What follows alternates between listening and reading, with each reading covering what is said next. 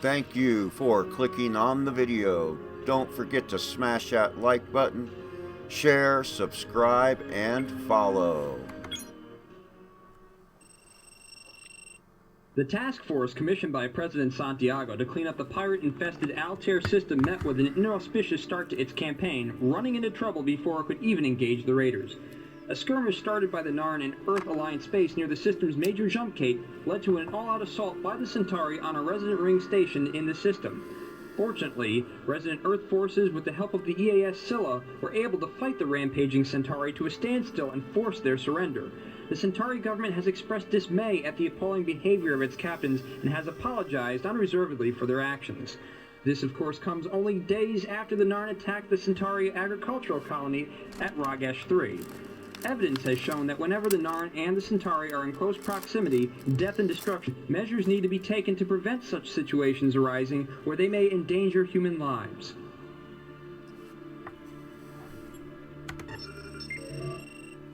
At 15:42 hours, we intercepted a distress signal from the Wellington, a freighter deep inside one of Altair's many asteroid fields.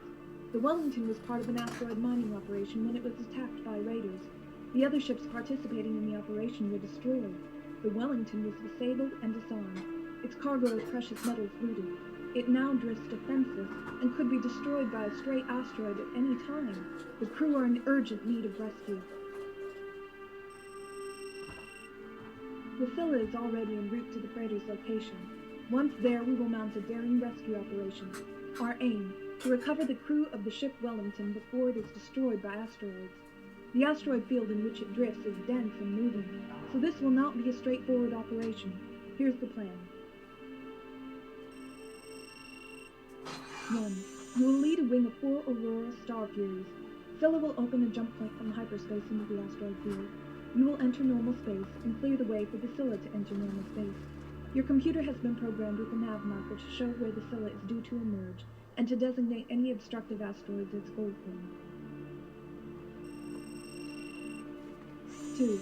Once the Scylla's jump engines have recharged and you have cleared gold ring, Scylla will jump in. Until Scylla arrives, you must protect the Wellington and its crew from stray asteroids.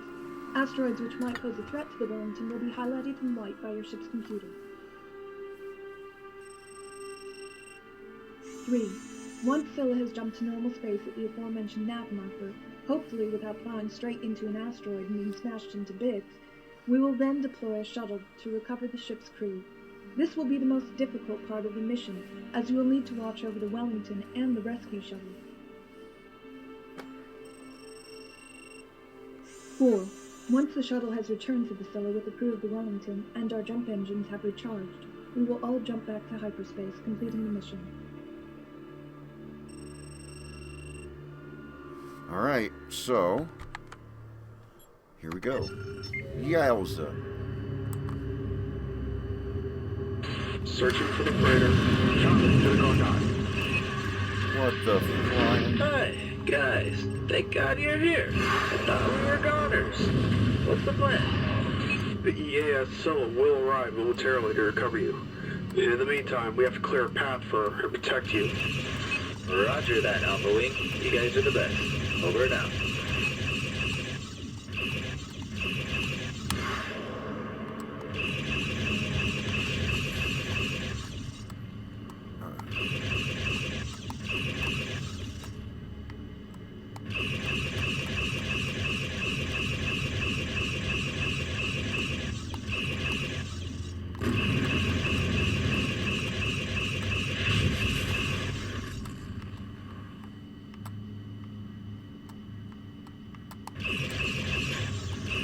Arrival marker is clear. Repeat, arrival marker is clear. Alpha 1, call the Scylla at your discretion. Dispatching rescue shuttle now.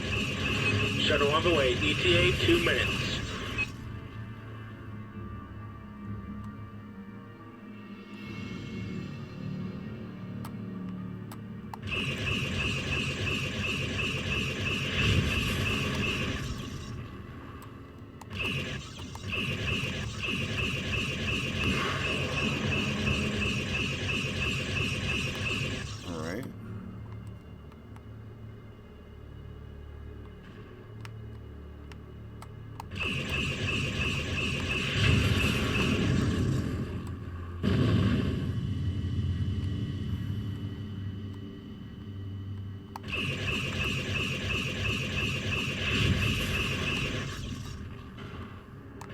Wowza.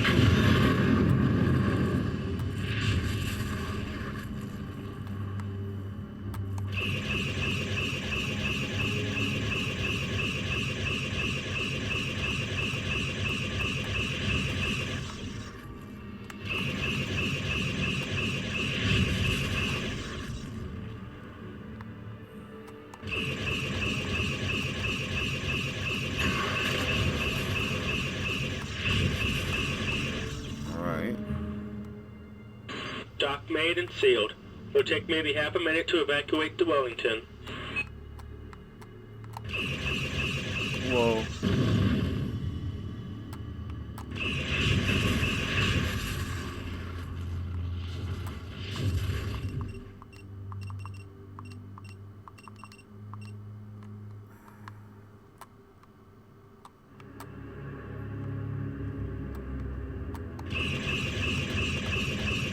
Evacuation complete. Break and seal and return to the Celia.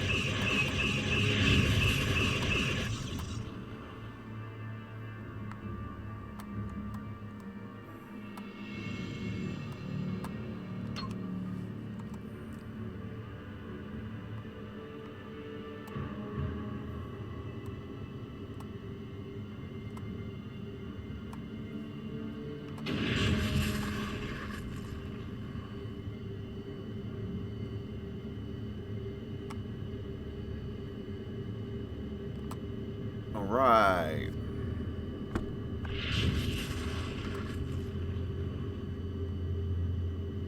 So wait. So that mission wasn't too terrible.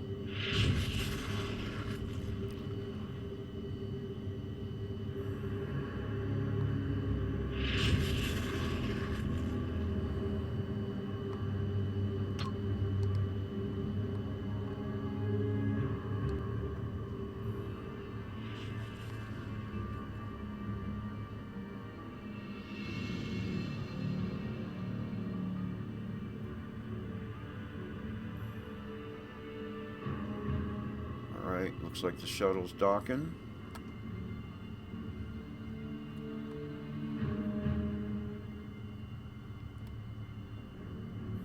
The Wellington has been destroyed. The shuttle has made it back to the Solar. Well done, pilots. We have the crew of the Wellington on board. Sweet.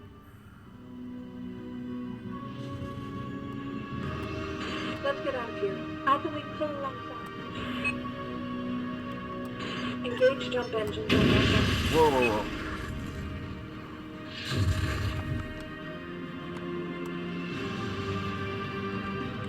Mark.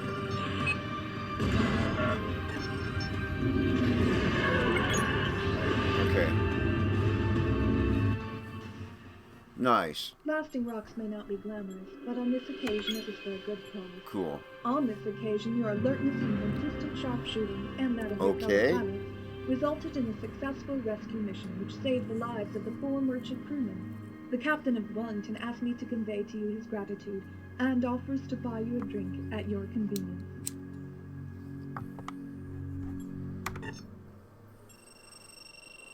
The EAS Scylla was in the news again today. In a daring rescue operation, the Scylla recovered the crew of the stricken freighter hit by the raiders and left for dead amidst a lethal asteroid field. For an exclusive interview with the captain of the ship, tune into our late show at 11. With the first few days of combat operations over, the task force has met with some limited success. So far, our ships have been able to stop and repel 3 attacks and destroy 3 wings of enemy fighters. On the flip side, we have already seen how even with 4 capital ships in system, Earth Force cannot be everywhere at once. 2 enemy raids were successful, a raid on a mining operation and a merchant group, where the raiders escaped with full cargoes of precious metals and complex machine parts respectively. Regrettably, there were civilian fatalities in both raids. The raiders will of course use the profits from these raids to replace some of their lost hardware. As expected, they are proving an elusive opponent. Efforts to locate their forces and preempt attacks have failed. Our best hope of finding the raiders may lie with our intelligence operatives and military analysts, who are working hard behind the scenes to try to provide us with the information we need. I have asked the head of our analysis team, Lieutenant Tony Marshall, to say a few words on what they have learned so far.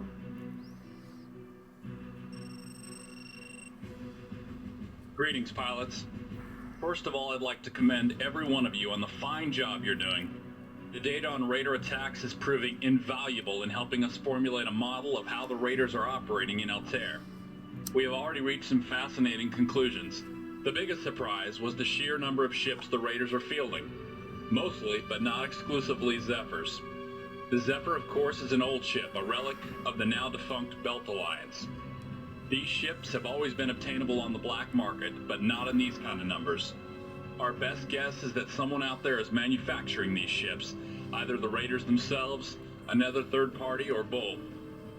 Building Zephyrs is quite within the capabilities of the Raiders, provided they can obtain suitable parts, but it would be difficult to do on the move.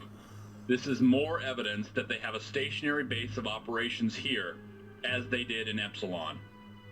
Various Earth corporations would also have the resources to build Zephyrs, as do the Narn, who have already been caught supplying the Raiders in Epsilon and gained experience reverse engineering alien technology during the Centauri occupation.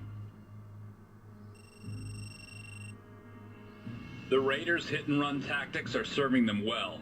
Suspiciously well, in fact. They are consistently picking poorly defended, high-value targets and hitting them precisely the location and time it is most difficult for our ships to respond, implying the Raiders know both the cargo manifests and the movements of both the ships they are targeting and our vessels. This leads me to believe we may have moles operating within Earth Force, leaking information to the Raiders. I have informed Earth Force Internal Affairs of my suspicions and ask everyone to be especially vigilant at this time. Please inform your superiors if you see anything out of the ordinary. It may be nothing, it may be something. Let us decide. One final note. Something I know many of you have already noted. We did on one occasion see 2 simultaneous Raider attacks in different parts of the system, suggesting the Raiders may now possess 2 jump-capable vessels. Oh boy.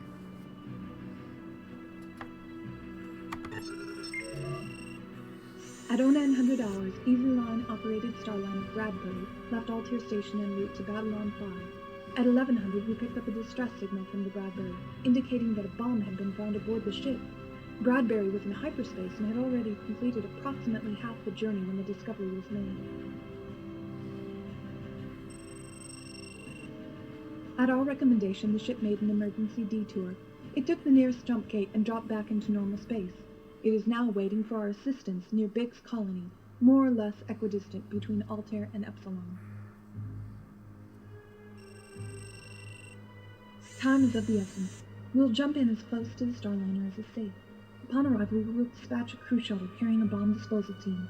Once aboard, the bomb disposal team can remove the threat.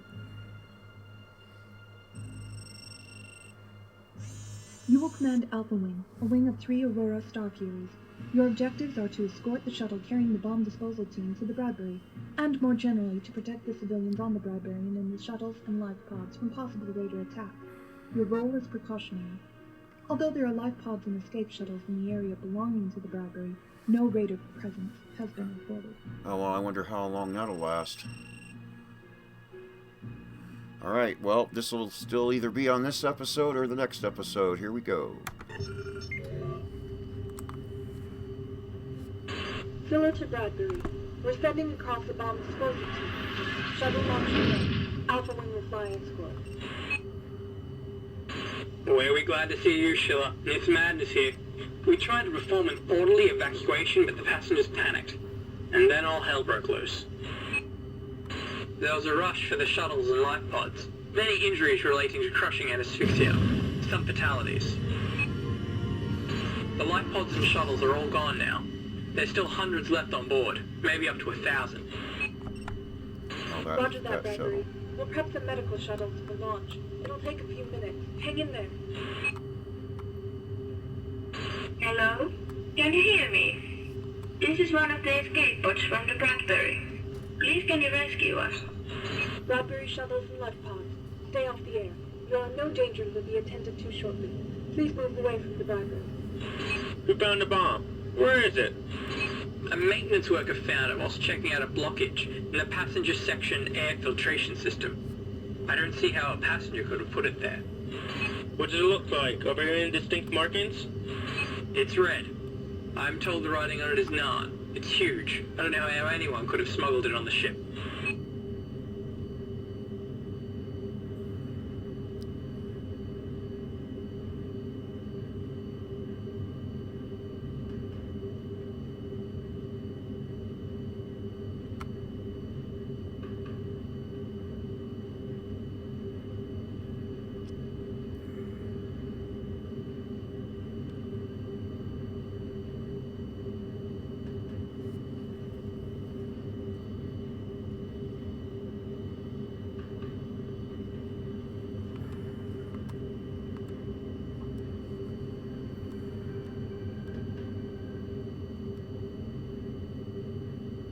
We're on final approach. Clear of the landing dock.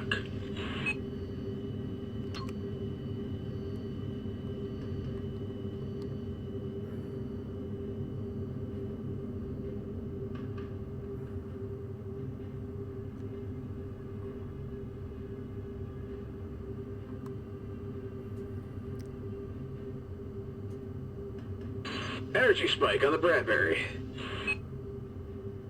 Shuttle abort. What? It's too late!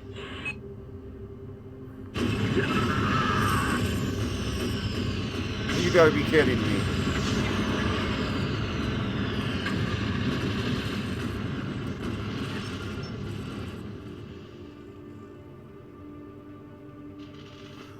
Well, alrighty then. Well.